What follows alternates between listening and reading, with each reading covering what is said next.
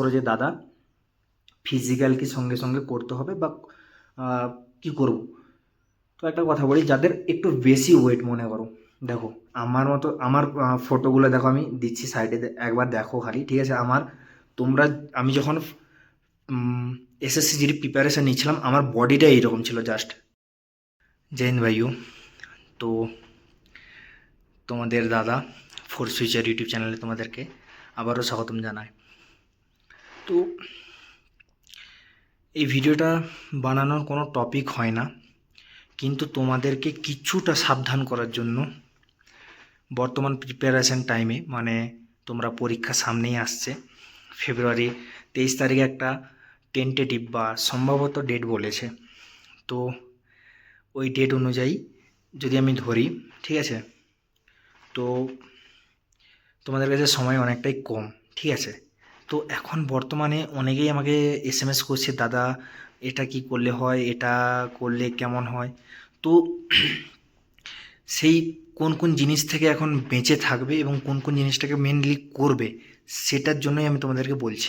দেখো, SSC GD প্রথমেই বলি যে অনেকেই আমাকে বলে, দাদা আমি শুধুমাত্র মাধ্যমিক পাস করেছি, যে হোক করে 30% 25% নাম্বার নিয়ে, তো আমার কি হবে? তো একটা কথা বলি, আমার সঙ্গে একটা ছেলে আমি তাকে চিনি নিজে ব্যক্তিগত। তো ছেলেটা মাধ্যমিকে সামথিং 27 বা 28% পেয়েছিল, ঠিক আছে? কিন্তু সে লাগাতার 2 থেকে আড়াই বছর লাগাতার সে নিজে অনেক ভালো করে পড়েছিল এবং সে বর্তমানে সিআরপিএফে চাকরি করে, ঠিক আছে? পার্সোনালি তাকে আমি চিনি। তো তাকে দেখেই মানে আমি নিজে অনেকটা, মানে আমি তো জাস্ট 2-3 মাস প্রিপারেশান শুরু করেছিলাম, মানে অতটাও নয়, আমি জাস্ট এমনি পড়াশোনা শুরু করেছিলাম। কিন্তু সে যে হারে পড়তো ভাই, আমি সেটা দেখে আমি মোটিভেট হয়ে, ভাই সেই ছেলেটা পড়তে পারছে, ভাই আমরা কেন নয়, যেটা হচ্ছে মেন কথা। তো যাই হোক, এটা একটা আমার রিয়েল এক্সপিরিয়েন্স বললাম। এরপরে বলি তোমাদের কী কী সাবধানতা বজায় রাখতে হবে। দেখো, অনেকেই ইউটিউব চ্যানেল ফলো করে, অনেক বই ফলো করে, অনেক মক টেস্ট ফলো করে, সব কিছুই ফলো করে, ঠিক আছে? কিন্তু তোমাদেরকে একটা জিনিস বুঝতে হবে, এই আধুনিক যুগে কে কে তোমাকে কোশ্চেন সেট, বা যদি সেটা ফ্রি না হয় বা ধরো ইউটিউব চ্যানেলে তুমি কারো কাছে পড়ছো বা ব্যাচ নিয়েছো, বা ইউটিউব চ্যানেলে সবচেয়ে বড় স্ক্যাম কী হয় জানো?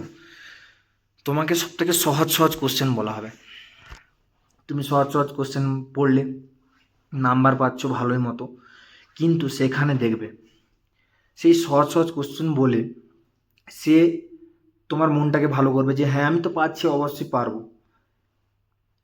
এইটা এই যে ব্যাপারটা, এইটা হচ্ছে সে আলটিমেটলি তোমার কাছ থেকে একটা ভিউজ কামাচ্ছে, আর কিচ্ছু না, ঠিক আছে? কে বলছে যে এইগুলো কোশ্চেন পড়লেই চলে আসবে? কখনোই না ভাই। জিডি হোক, গ্রুপ সি হোক, গ্রুপ ডি হোক, যে কোনো হোক, তোমাকে নির্দিষ্ট কিন্তু হার্ডওয়ার্ক করতে হবে, ঠিক আছে? আর একটা কথা বলি, আরও একটা বড় মানে ভুল যারা করে, ধরো তুমি একটা অঙ্ক করলে, ঠিক আছে? অঙ্কটার কোনো একটা টিচার তোমাকে দেখিয়ে দিল, এটার পরে ডাইরেক্ট এটা চলে এসছে, কিন্তু সেটা তুমি নিজে বুঝতে পারোনি, কিন্তু তুমি মনে রাখলে যে এটাই এরকম হয়। ভাই তো একটা কথা বলি, এই মনে রাখার যে সিস্টেমটা না, এটা তুমি এক্সাম হলে গেলে সব ভুলে যাবে। তুমি মিলিয়ে নিও, যদি কেউ মনে করে যে এরকমভাবে মনে রাখবে, কখনোই মনে রাখতে পারবে না, প্রথম কথা। তার জন্য কি করবে, তোমরা যে কোনো ম্যাথ করো বা যাই করো, ঠিক আছে, ওটাকে নিজে যাচাই করবে যে এটা কি আদৌ হচ্ছে, আর যদি হয় সেই পদ্ধতিটাকে করো। আমি নিজের উদাহরণ দেব, ঠিক আছে, নিজের এক্সপিরিয়েন্স দেব। আমি ক্লাস 8-এ যখন পড়তাম, তো তখন টোটাল 110-এর পরীক্ষা হতো, 110-এর মধ্যে আমার নাম্বার এসেছিলো 95 টোটাল, ঠিক আছে? তো আমি যেই স্যারের কাছে পড়তাম, সেই স্যার আমাকে কি বলতেন যে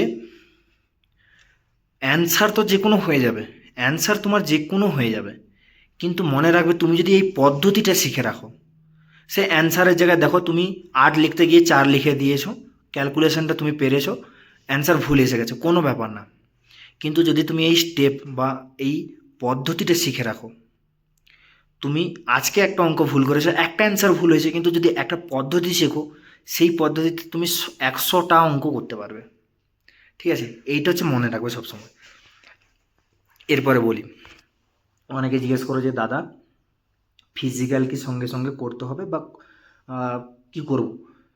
তো একটা কথা বলি, যাদের একটু বেশি ওয়েট মনে করো, দেখো আমার মতো, আমার ফটোগুলো দেখো আমি দিচ্ছি সাইডে, একবার দেখো খালি, ঠিক আছে? তোমরা, আমি যখন এসএসসি জিডি প্রিপারেশান নিচ্ছিলাম, আমার বডিটা এইরকম ছিল, জাস্ট তোমরা একবার দেখো। তো সেই জন্য আমি কোনো রানিং বন্ধ করে দিয়েছিলাম। কিন্তু যাদের বডি কী বলবো একটু হেলদি, যেটা একটু ফ্যাটি, যেটা রিয়েলিটি বলি, যে যাদের একটু ফ্যাটি, তারা কি করবে, সকালে কমসে কম 2 থেকে 2.5 কিলোমিটার দৌড়াতে না পারলেও এমনি ওয়াকিং করে আসবে। ঠিক আছে, কেন বলছি? এটা একটা অভ্যাস করবে, কারণ তুমি পরীক্ষা দেওয়ার সঙ্গে সঙ্গে 2 মাস রান করে 5 কিলোমিটার 24 মিনিটে অনেকে লাকে, অনেকে প্র্যাকটিসে এবং অনেকে নিজস্ব মনে জোরে, আবার অনেকে ব্যাকও পেয়ে যায়। ঠিক আছে, তো সেইটাকে এড়ানোর জন্য তোমাকে নিজেকে মনে রাখতে হবে যে আমি যদি 2.5 থেকে 3 কিলোমিটার নিজেই প্র্যাকটিস করে মানে হাঁটতে পারি, আমি দৌড়াতে পারবো না? হ্যাঁ, আর 24 মিনিট মানে কমসে কম 30 মিনিটের কাছাকাছি। ঠিক আছে, তো এটা মনে রাখবে। আর একটা কথা বলি, এই যে তোমরা যারা যারা বলছো দাদা mock test mock test mock test, তো মক টেস্ট দিচ্ছ, এটা একটা ভালো বিষয়। মক টেস্টটাকে কীভাবে নেবে, ধরো আমি এখন মনে করছি নোটিফিকেশান আউট হওয়ার পর থেকে আজ পর্যন্ত তোমার কাছে 40 থেকে 45% তোমার মানে চ্যাপ্টার ক্লিয়ার হয়ে গেছে, তারপর তুমি মক টেস্ট দিচ্ছ। তো এখানে একটা জিনিস মনে রাখবে, মক টেস্ট দিলে কম নাম্বার আসছে কারণ তোমার চ্যাপ্টার কমপ্লিট হয়নি, তোমাকে আগে দৌড়াতে হবে চ্যাপ্টারগুলো কমপ্লিট করার জন্য। কিন্তু হ্যাঁ, মক টেস্ট দেওয়াটাও জরুরি। কেন? কারণ মক টেস্ট দিলে তুমি যে চ্যাপ্টারগুলো করেছো সেই চ্যাপ্টারগুলোর কোশ্চেনগুলোর উত্তর তুমি জানো, পারবে। না পারলেও তোমার সেটা সম্পর্কে জানতে পারবে যে হ্যাঁ ভাই এটা পার্সেন্টেজ থেকে এসছে, এটা সরলীকরণ থেকে এসছে, বা এটা ডাইস বা লুডো ছক্কা থেকে এসছে, রিজনিং বলছি, বা এটা কোডিং ডিকোডিং থেকে এসছে। তো এটা মনে থাকবে। কিন্তু তুমি যদি একটা মক টেস্ট দাও, সেখানে নতুন কোশ্চেন আসবে, সেই কোশ্চেনটাকে তুমি যখন দেখবে আরে এটা খান থেকে এসছে, সেটা তো তোমাকে বিবেচনা করতে হবে। তখন তুমি বই ঘাঁটবে এবং বই ঘেঁটে তুমি বুঝতে পারবে যে এই কোশ্চেনটা এই জায়গা থেকে এসেছে। তবে গেলে তোমার মনে যদি হয় যে এই কোশ্চেনটা আমাকে সলভ করতে হবে, সেই যে সলভ করতে হবে সেই যে মানসিকতা যার থাকবে, তাহলে সে সেই চ্যাপ্টারটার কনসেপ্ট ক্লিয়ার করবে এবং সেই চ্যাপ্টারটার কোশ্চেন যত আসবে পরের মক টেস্টে সব ক্লিয়ার করবে। ঠিক আছে, তো আবারও বলি, এসএসসি জিডি টপারদের জন্য নয়, বা টপাররা আসে না এখানে। এসএসসি জিডিতে কারা আসে? যারা মেহনতের লড়কা হয়। দেখো কোশ্চেন অতটাও হার্ড আসে না। এরপরে বলি, আমার যে টেলিগ্রাম চ্যানেল আছে, আমার ওই টেলিগ্রাম চ্যানেলে তোমরা দেখবে এখন আমি তোমাদেরকে ইজি টু মডারেট মানে সহজ থেকে একটু হার্ড পর্যন্ত আমি দিচ্ছি। কেন? কারণ তোমাদের যাতে মনোবলটা বাড়ে। আমি এটার জন্য কি তোমাদের কাছে কোনো ফিজ নিচ্ছি না কোনো কিছু। পার ডে সকালে একটা বিকালে একটা করে মক টেস্ট আমার টেলিগ্রাম চ্যানেলে পেয়ে যাচ্ছ।